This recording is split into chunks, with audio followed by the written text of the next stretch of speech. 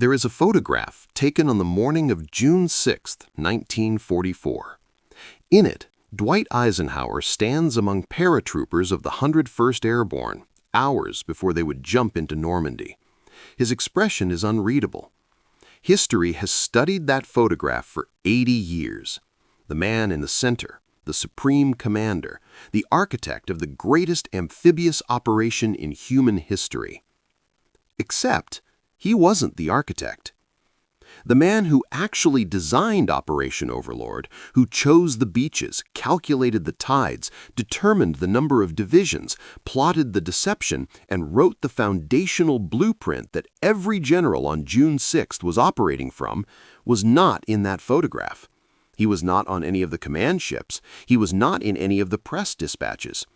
He had been handed the most complex military planning task in the history of warfare, told to build something that might save Western civilization, and then quietly moved aside before the world watched it unfold. His name was Frederick Morgan, and almost no one knows it. This is the story of what happens when a man builds the door and someone else walks through it. In the spring of 1943, the Allied leadership faced a problem so large it was difficult to describe. They needed to invade Nazi-occupied Europe. Not raid it, not probe it, invade it. Cross the English Channel, the most strategically contested body of water in the world, with enough force to crack open the Atlantic Wall, establish a beachhead, and begin the liberation of an entire continent. They needed a plan for this, and they needed it immediately. The problem was that no supreme commander existed yet to own that plan. The political negotiations between Churchill, Roosevelt, and Stalin over who would lead the invasion were still unresolved. And in the military world, a plan without a commander is an orphan. Nobody has authority over it. Nobody will fight for it. Nobody will die defending its assumptions against the bureaucratic pressures that destroy planning documents every day in every headquarters in every war. So someone had an idea. Appoint a planning chief without a commander above him. Give him a title that acknowledged his subordinate status built directly into the acronym. Chief of Staff to the Supreme Allied Commander, Cossack, a title that announced from the first letter that the person holding it was staff to someone who did not yet exist. That man was Lieutenant General Frederick Morgan, and his orders, delivered in March of 1943, were among the most remarkable in military history. He was told to plan the liberation of Europe. He was told he would have limited resources, no final authority, and no guarantee that anything he produced would survive contact with whoever eventually took command above him. He was told to plan anyway. What would you do with an assignment like that? Morgan's planning staff, the Cossack organization that assembled in London, operated under a constraint that history rarely emphasizes because it makes the eventual success of D-Day seem almost accidental. They were told from the beginning that their plan would be built on assumptions: the number of landing craft available, the number of divisions the Americans could deliver, the German strength in France on any given hypothetical date. Every variable was uncertain, and Morgan had to lock in decisions anyway. The landing craft problem was not a minor logistical inconvenience, it was a strategic stranglehold. Landing craft were needed simultaneously in the Pacific, the Mediterranean, and northwestern Europe. Churchill was fighting for operations in Italy. The Americans were fighting for tonnage in the Pacific. Every landing craft that went to Sicily was a landing craft that was not crossing the channel. Morgan had to plan a 3-division initial assault because that was what the craft allocation could support. He knew, even as he wrote it, that 3 divisions was probably not enough. He said so explicitly. He wrote that the resources available were insufficient for what was being asked of him, and then he planned with them anyway because the alternative was planning nothing. The official system assumed the plan would be adjusted upward when a supreme commander arrived with the authority to demand more resources. The system assumed the plan was a starting point. What the system did not account for was how deeply Morgan's foundational decisions would imprint themselves on everything that followed, because the beach selection, the deception architecture, the timing calculations, all of it flowed from choices Morgan made in 1943 with insufficient landing craft and no commander to answer to. When Eisenhower arrived in January 1944 and immediately demanded a larger assault, 5 divisions instead of 3, a broader front, more air support, he was essentially acknowledging that Morgan had been right about the insufficiency. But the bones of the plan, the spine of it, remained Morgan's. The choice of Normandy, the logic of the timing, the fundamental operational concept. Those were the inheritances Eisenhower expanded, not replaced. The single most consequential decision in the entire planning process was the choice of where to land. And it was Morgan's decision to make, alone, under conditions of radical uncertainty, with the knowledge that if he was wrong, the consequences would be measured in catastrophe. The options were not equal, and they were not simple. Pas-de-Calais was the obvious choice. It was the shortest crossing, it had better port infrastructure, it offered the most direct route into Germany. Every military planner looking at a map of northwestern Europe in 1943 saw Pas-de-Calais first, and that was precisely the problem. The Germans saw it too.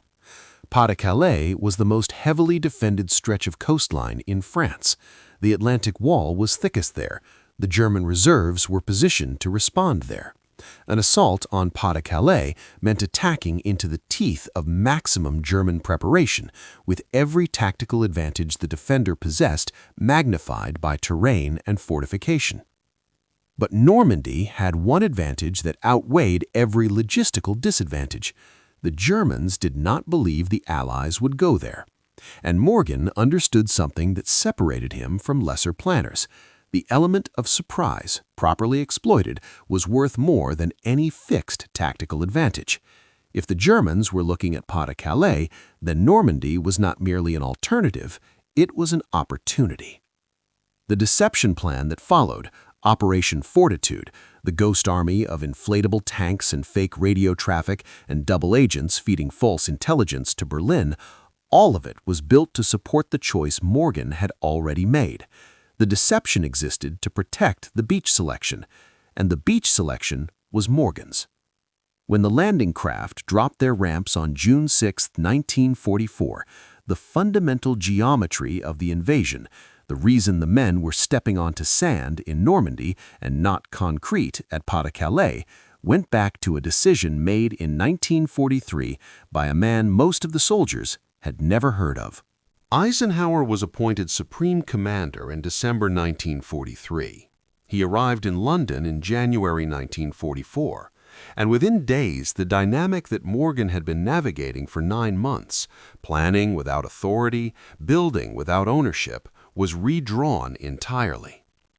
This is the moment that the official histories handle carefully, because what happened is both entirely reasonable and quietly devastating. Eisenhower brought his own staff. His own chief of staff, Walter Bedell Smith, a man of formidable intelligence and considerable ego, who had been running Eisenhower's headquarters in the Mediterranean, and who arrived in London with the clear understanding that he was now the senior staff officer in the European theater. Morgan was not displaced dramatically. There was no confrontation, no firing, no scene. He was absorbed. His title became Deputy Chief of Staff, one rung below the man who had arrived to fill the role Morgan's entire title had been preparing for. The COSS organization became SHAEF, Supreme Headquarters Allied Expeditionary Force, and Morgan's plan became Eisenhower's plan, in the way that a blueprint becomes a building. The architect is not forgotten exactly, but the building carries the developer's name. The historians who have studied this transition describe Morgan as gracious about it, professionally, and perhaps he was.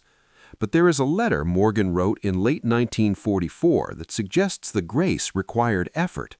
He wrote that he sometimes felt the plan had been adopted without being understood, that decisions were being made by men who had inherited the architecture without having lived through the arguments that produced it.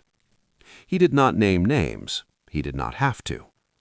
What would it cost you to build something for 2 years and then watch someone else take credit for completing it? If you've made it this far, you understand the shape of this story. But the shape is not the point. The point is what happened on June 6th itself, and where Frederick Morgan was when it happened. He was in England.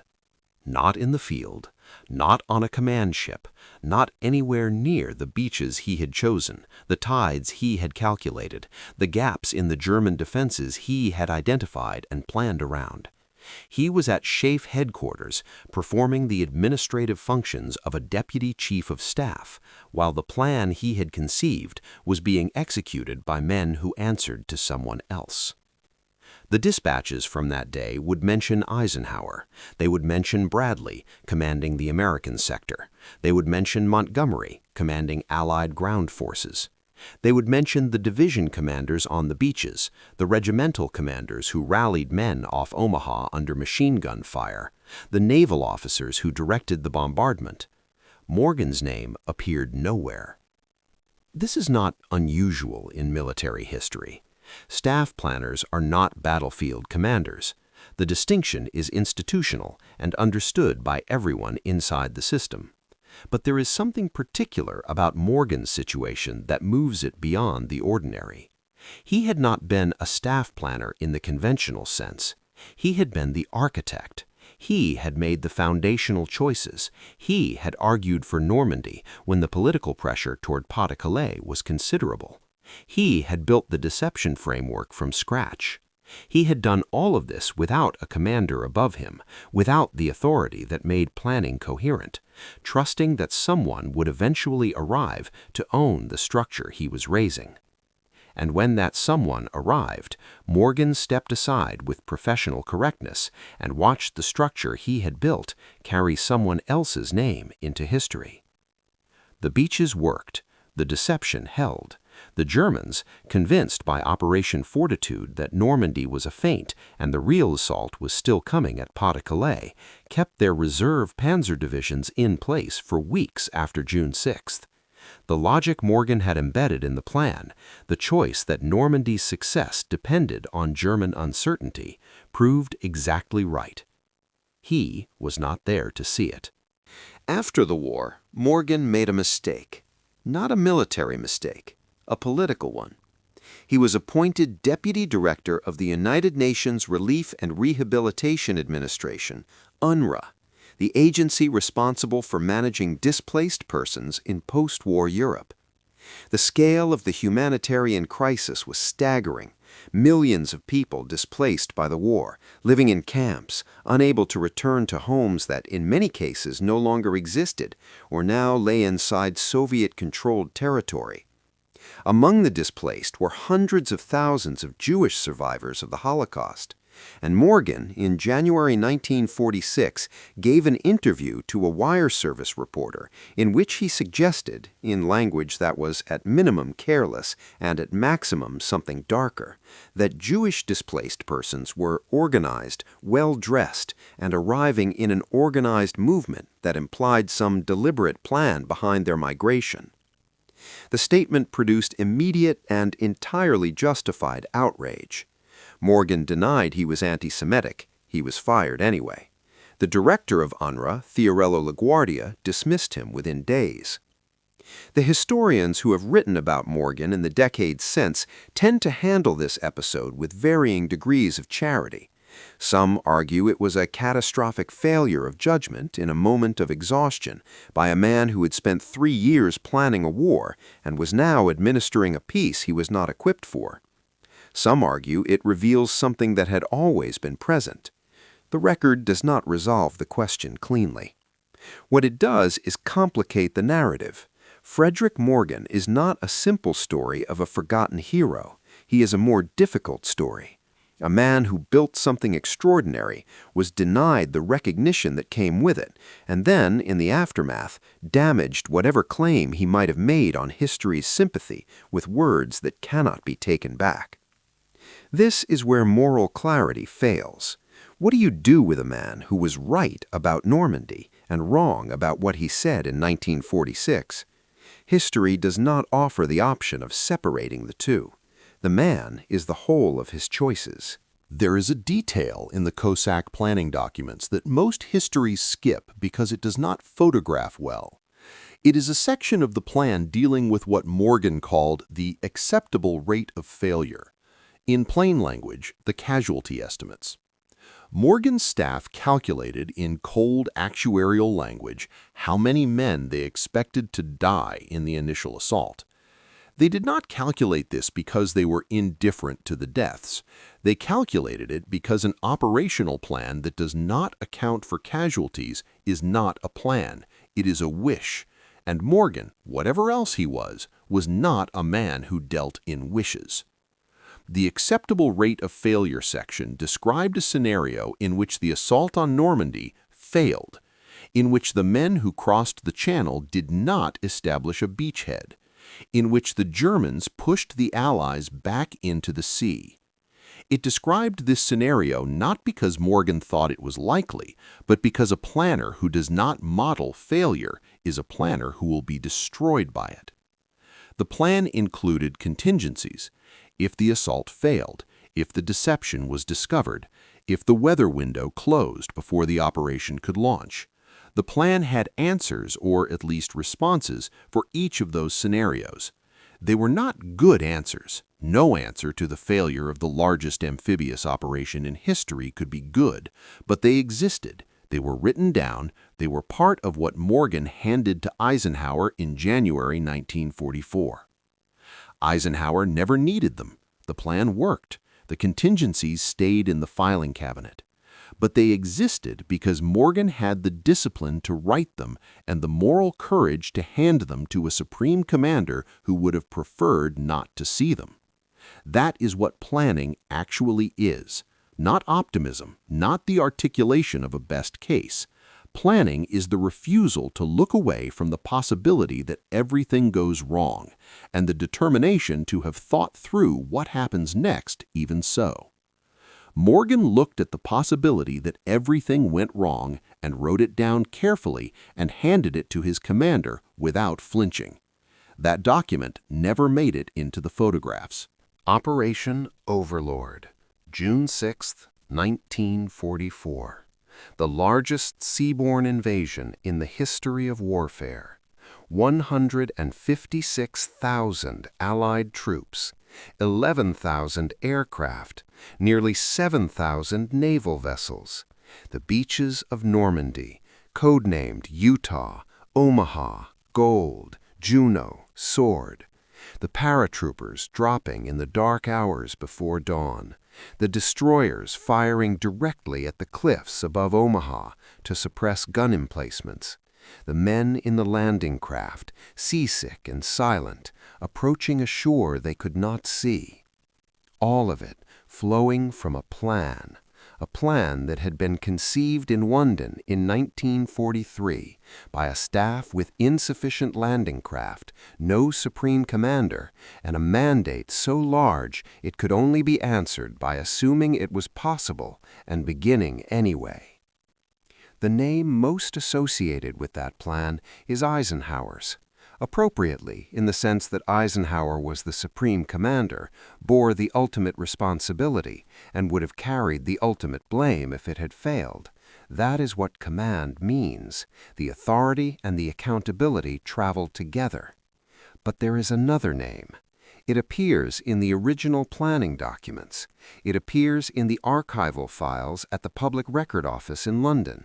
It appears in the footnotes of serious military histories, placed there by historians who wanted the record to be accurate, even if the record would never be popular. Frederick Morgan, Cossack, the man who chose the beaches before anyone was watching, the man who built the door, the man who was not in the photographs. The question history asks about men like Morgan is always the wrong question. It asks whether he received sufficient credit, whether the recognition was fair, whether posterity has corrected the oversight. these are not the interesting questions. The interesting question is what it means to do a thing correctly and be absent when the thing succeeds, to have made the foundational choices and then stepped aside while someone else made the consequential ones, to have argued for Normandy in 1943 and watched Normandy work in 1944 from a desk in England. Military history is populated with men who failed visibly and were punished for it. It is populated more rarely with men who succeeded invisibly and were forgotten for it.